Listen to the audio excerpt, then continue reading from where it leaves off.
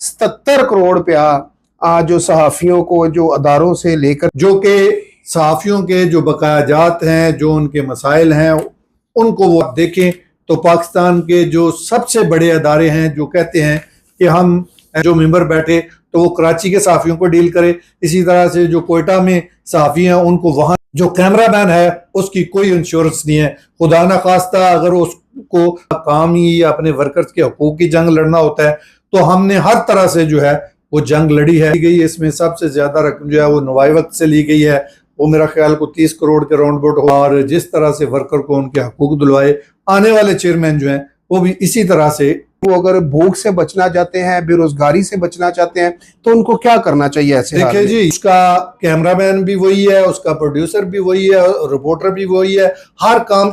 और हमने गूगल के साथ मिलकर जो है वो नेशनल प्रेस क्लब इस्लामाबाद में मुख्तलिफ वर्कशॉप।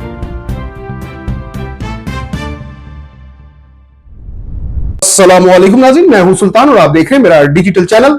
नाज़रीन, आज हमारे साथ स्टूडियो में मौजूद हैं तारक अली विर्क। तारक अली विर्क साहब के अगर मैं बारे में आपको बताऊं, ये हैं प्रेसिडेंट RIUJ रावलपिंडी और इस्लामाबाद जुड़वा शहरों के जो सहाफी हैं उनके सदर हैं।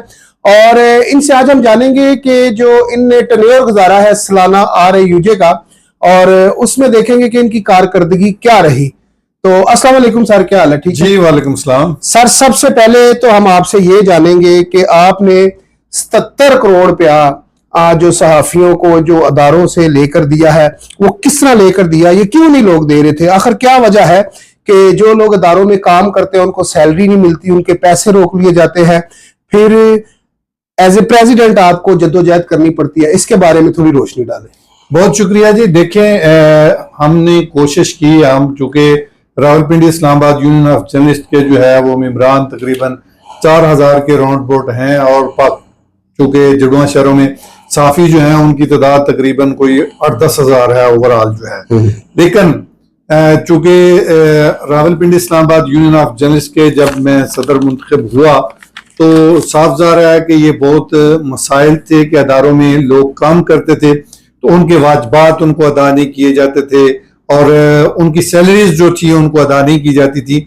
तो इस हवाले से चूंकि प्रिंट मीडिया के हवाले से एक अदारा है ITNE, implementation tribunal for newspaper employees, जो कि सहाफियों के जो बकायाजात हैं, जो उनके मसाइल हैं, उनको वो जो है डील करता है। और उसके चेयरमैन शाहिद महमूद खोखर साहब जो थे वो 3 साल का उनका टर्नओवर था, और उन्होंने 3 साल के दौरान जो है वो जितना काम किया शायद तारीख में पहले कभी किसी चेयरमैन ने इतना काम ना किया हो।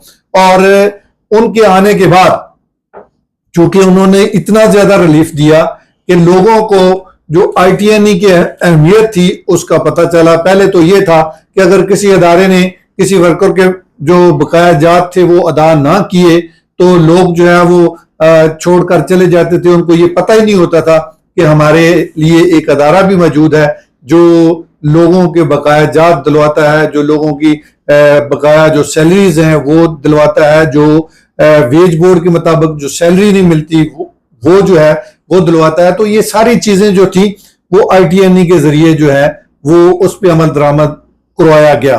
और चेयरमैन शाहिद महमूद खोखर साहब जो थे वो पूरे पाकिस्तान में जो है वो एक चेयरमैन थे, एक बंदा था जो पूरे पाकिस्तान के प्रिंट मीडिया को जो है वो डील कर रहा था। और उन्होंने अपने टेनोर में पूरे पाकिस्तान में तकरीबन 77 करोड़ रुपए से जायद की रकम जो थी वो वर्कर्स को दिलवाई। और हालांकि अगर आप देखें तो पाकिस्तान के जो सबसे बड़े अदारे हैं जो कहते हैं कि हम पाकिस्तान की जो सहाफती बरादरी है या मीडिया है उसको हम लीड कर रहे हैं, तो इसके बावजूद कि वो मिनिमम वेज से कम सैलरीज दे रहे थे और वो अदारे जो थे वो वेज बोर्ड के मुताबिक सैलरीज नहीं दे रहे थे। तो इस हवाले से जो लोग जिनको सैलरी नहीं मिल रही थी, जिनको जबरी तौर पर बरतरफ कर दिया गया था, और उनके केसेस जो थे वो ITNE में आए। और चूंकि हमारी जिम्मेदारी थी, मैं 2 साल जो है वो Rawalpindi Islamabad union of journalist का जनरल सेक्रेटरी रहा हूं और 2 साल जो है वो मैं सदर रहा हूं। तो इसलिए चेयरमैन ITNE शाहिद महमूद खोखर साहब जो है उनका 3 साल का टर्नओवर था और हर चेयरमैन का 3 साल का होता है। तो इसलिए हम मुसलसल उनके साथ वर्कर्स के बकाया जात के लिए जो है मुसलसल राब्ते में रहे, और हर जो वर्कर था उनके जब भी केसेस होते उनकी समाअत के दौरान हम उनके साथ मौजूद होते। हमने गुज़श्ता 3 साल में मैं ये समझता हूं कि इतनी बार ITNE गए हैं कि शायद जिंदगी में पहले हम कभी नहीं गए। लेकिन इस हवाले से क्योंकि चेयरमैन साहब ने तो बार बार हुकूमत से दरख्वास्त की कि हमें जो है वो मेंबरान दिए जाएं, ताकि मैं चेयरमैन हूं, मेरे साथ मेंबरान हो, जो कि एक मेंबर लाहौर बैठे और एक मेंबर कराची बैठे, एक मेंबर जो है वो कोयटा बैठे, ताकि जो वर्कर्स हैं, जो प्रिंट मीडिया में काम करने वाले लोग हैं, उनके केसेस जो हैं वो उनको जल्दी निपटाया जाए। और जो बर्डन है टोटली चेयरमैन पर है, तो कम से कम ये जो बर्डन है वो मुख्तलिफ सूबाई हेडक्वार्टर में, जो अगर लाहौर के साफी हैं तो उनको वहां जो मेंबर बैठे वो डील करे, इसी तरह कराची में जो मेंबर बैठे तो वो कराची के साफियों को डील करे, इसी तरह से जो कोयटा में साफी हैं उनको वहां जो मेंबर बैठे तो वो डील करे। लेकिन उनकी रिक्वेस्ट पे तो अमल नहीं किया गया, उन्होंने बार बार रिक्वेस्ट की। तो इस हवाले से हमने भी बड़ी कोशिश की, हमने भी दरख्वास्त की कि चेयरमैन ITNE को जो है मेंबरान दिए जाएं, ताकि हमारे जो वर्कर्स हैं उनके केसेस जो हैं वो फौरी सुने जाएं और उनको जल्द अज जल्द रिलीफ मिले। लेकिन इसके बावजूद भी चेयरमैन ITNE ने अपने टेन्योर में 3 साल के दौरान जो है वो उन्होंने ऐसे अदारों से रकम निकलवाई जो पाकिस्तान के बड़े सहाफती अदारे हैं और जिनके मालकान ये समझते हैं कि हम हुकूमतें बनवाते हैं, हुकूमतें गिराते हैं, लिहाजा हम पे कौन हाथ डाल सकता है। लेकिन पहली बार ऐसा हुआ कि किसी चेयरमैन ने ऐसे बड़े अदारों को हाथ डाला, और जो हमारे गरीब वर्कर थे जिनको साल से उनके बकाया जात, उनकी तनख्वाहें नहीं मिल रही थी, उनको वेज बोर्ड के मुताबिक सैलरी नहीं मिल रही थी, तो उनके बकाया जात उन्होंने दिलवाए। और मैं ये समझता हूं कि ये एक बहुत बड़ी अचीवमेंट है कि इतने अरसे में इतनी बड़ी रकम जो है वो दिलवाना। हालांकि आपके सामने सूरत हाल है कि आज बड़े बड़े अदारे जो हैं वो मिनिमम वेज के मुताबिक सैलरी नहीं दे रहे, और इस वजह से आज हमारे जो सहाफी हैं वो मुश्किलात का शिकार हैं। चूंकि जर्नलिस्ट जो है वो आपको पता है कि वो बहुत मुश्किल हालात में काम करता है, उनके घर में खाने को कुछ ना हो, लेकिन उसके बावजूद जो है वो अपनी ड्यूटी सर अंजाम देता है। और एक वर्कर, एक कैमरामैन जो है वो कैमरा लेके जब फील्ड में निकलता है तो उनका कैमरा जो होता है वो इंश्योर्ड होता है, लेकिन जो कैमरामैन है उसकी कोई इंश्योरेंस नहीं है।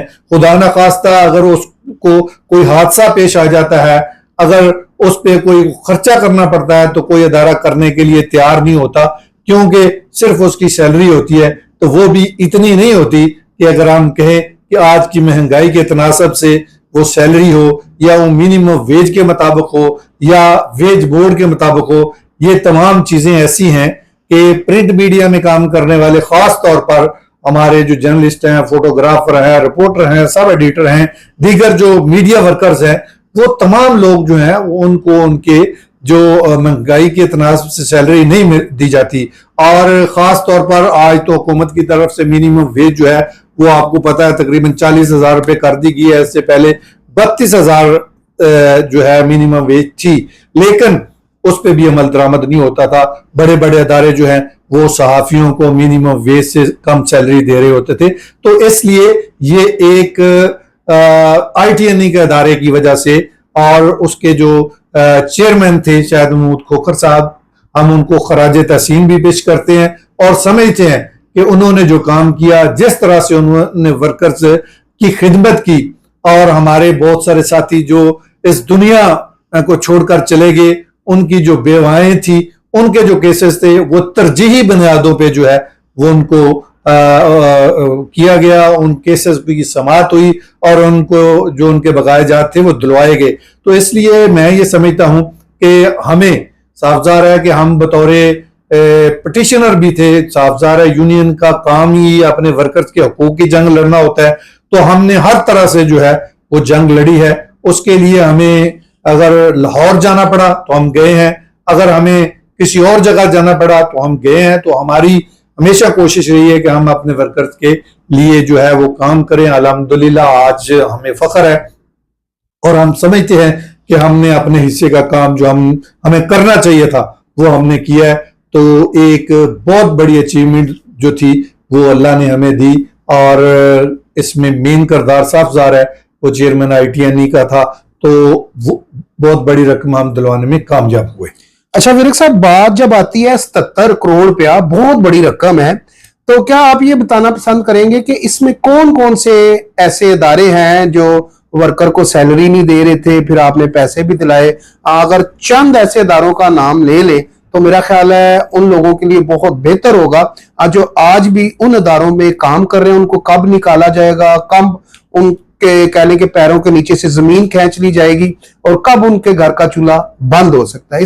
देखें, ये बात जो आप कर रहे हैं साफ ज़ाहिर है कि वर्कर्स मसाइल का शिकार हैं जी। जबरी बरतरफियां की जाती हैं, किसी को ये नहीं पता कि आज वो काम करके गया है, कल उसको जो है वो आए और उसे कहा जाए कि आपकी हमें जरूरत ही नहीं है। तो इसलिए जो जबरी तौर पर बरतरफ कर दिए गए, 20-20 साल लोगों ने अदारों में काम किया और फिर उनको जबरी तौर पर बरतरफ कर दिया गया, और फिर उनके बकाया जात साफ साफ है, उन्होंने इतना काम किया, उनके बकाया जात थे, वो जो है वो दिलवाने के लिए हमने भरपूर कोशिश की। और जबरी तौर पर बरतरफ जिन अदारों में, इसमें अगर आप देखें जंग है, नवाए वक्त है, 92 है, इसी तरह से दीगर अदारे हैं, डेली टाइम्स है, सब अदारे हैं, कोई ऐसा अदारा नहीं है, कोई न्यूज एजेंसी है, और इसी तरह जो दीगर अखबारात हैं, तमाम में ये इशू था।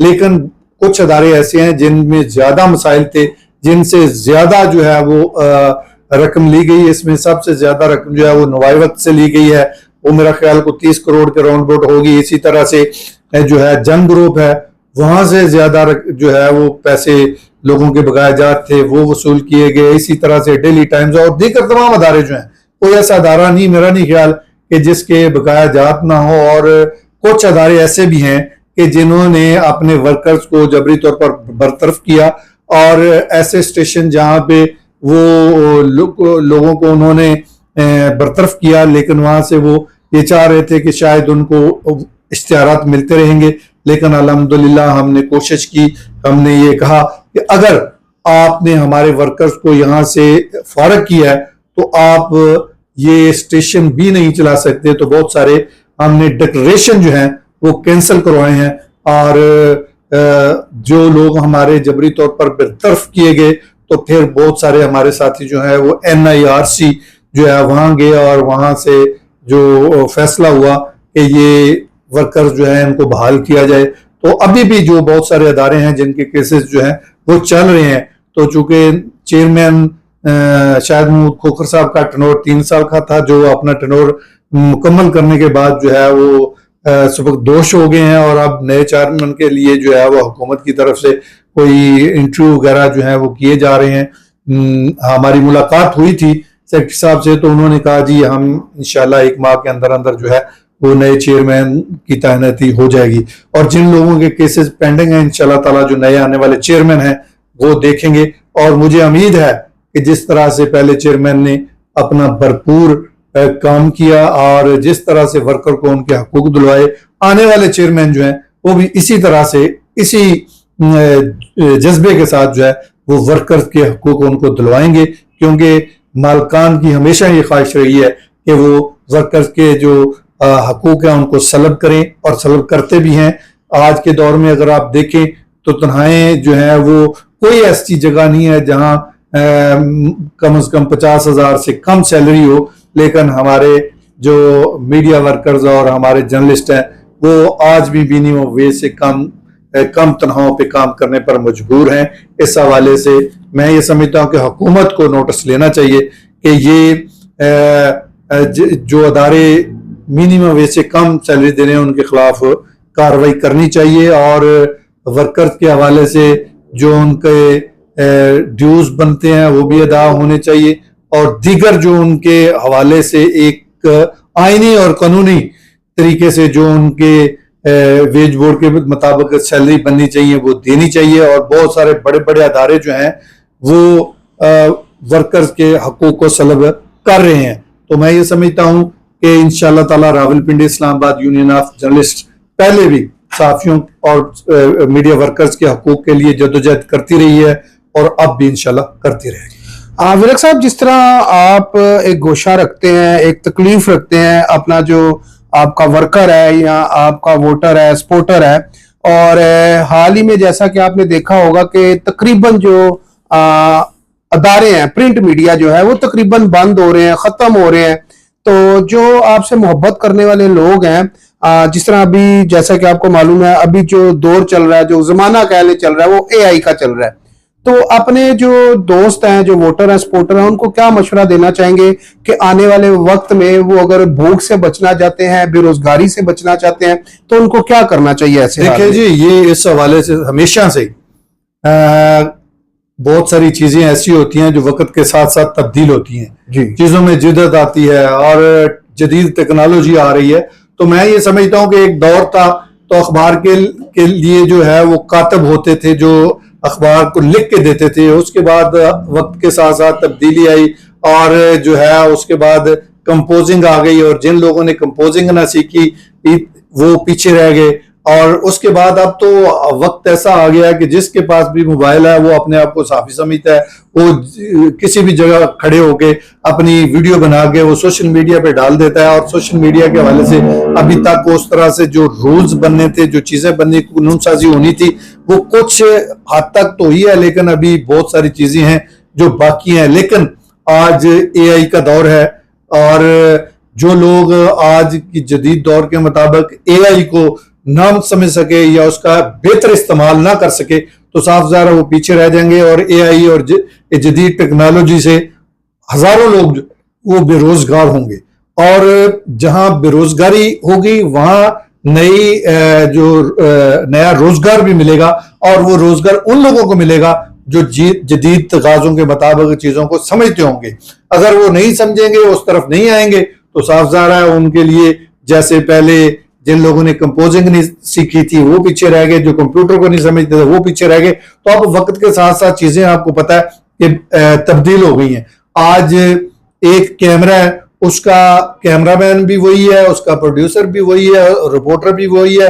हर काम एक ही बंदे ने करके एक रिपोर्ट बना के देनी होती है। तो साफ साफ चैनल्स भी ये चाहते हैं कि उनको एक ही बंदा एक तनहा में सारा काम जो है उनको मिल जाए। लेकिन जिस बंदे को जदीद टेक्नोलॉजी की हौन होगी तो वही ये काम कर सकेगा, और जिन लोगों को नहीं होगी तो वो पीछे रह जाएंगे। तो इसलिए मेरी दरख्वास्त होगी हमारे जो मेंबरान हैं पाकिस्तान भर के सहाफियों को कि आज के दौर के मुताबिक हम तो बहरहाल कोशिश करते हैं कि हम इस हवाले से वर्कशॉप का इनेकाद करें, और हमने गूगल के साथ मिलकर जो है वो नेशनल प्रेस क्लब इस्लामाबाद में मुख्तलिफ वर्कशॉप का इनेकाद भी किया।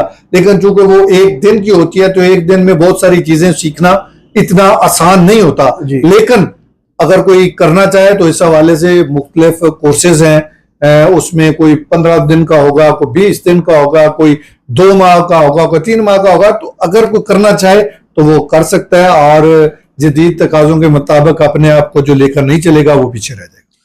जी तो नाज़रीन, ये थे तारक अली विर्क, प्रेसिडेंट RIUJ इस्लामाबाद रावलपिंडी।